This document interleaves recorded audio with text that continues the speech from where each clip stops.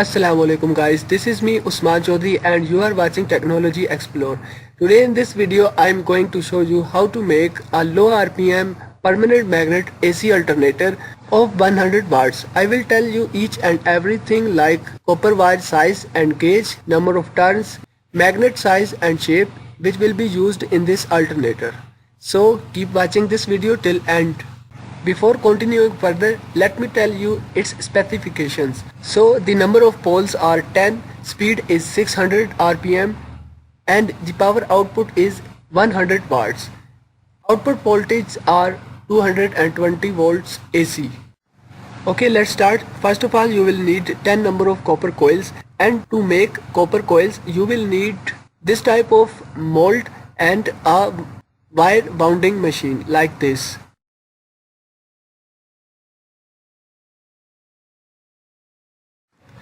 Then you have to assemble this mold on the machine like this to make copper coils. Once you had bounded all 10 copper coils, then you will need to cast your stator in this type of 3D printed mold. Let me clear one thing, that I will share all STL or SolidWorks files for 3D printed parts with you.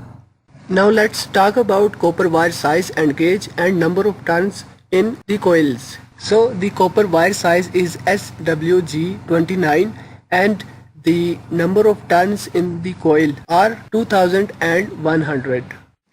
This is the neodymium magnet and the diameter of this magnet is 18 mm and width is 10 mm. As the number of poles are 10, so you have to insert 10 magnets on this type of disc. I had manufactured this disc by sand casting process, and for sand casting process you will need this type of mold. It is also 3D printed. I had casted the stator of this alternator by using this type of transparent hardener. It is also known as epoxy glue resin. So this liquid consists of 2 bottles. Okay, now let's start the assembly of this alternator. I had been given a task to make a low RPM cross-flow turbine, so for that I had manufactured this alternator. If you want to know how did I manufactured this cross-flow turbine, I have a video on that topic. So I will leave its link in the description of this video. So first of all, unassemble this side cover of the turbine. Then remove this shaft along with the runner from the assembly and remove this bearing. Now assemble this magnet disc on the shaft. Then insert the shaft inside the assembly. Now attach these 3D printed supports for stator.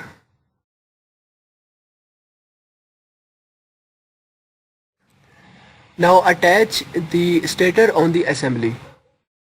After that, now attach this second magnet disc on the other side.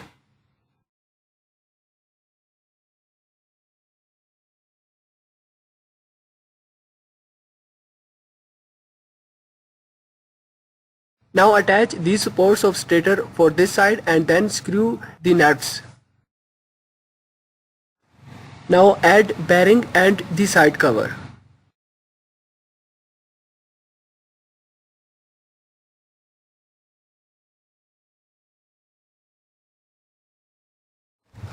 Now align and reposition both magnet discs and then tighten them.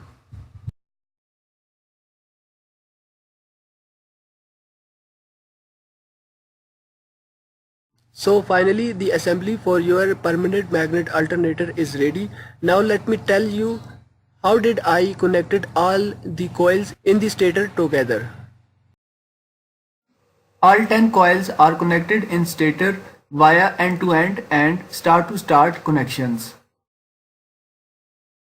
Both magnet discs are arranged in a position like this.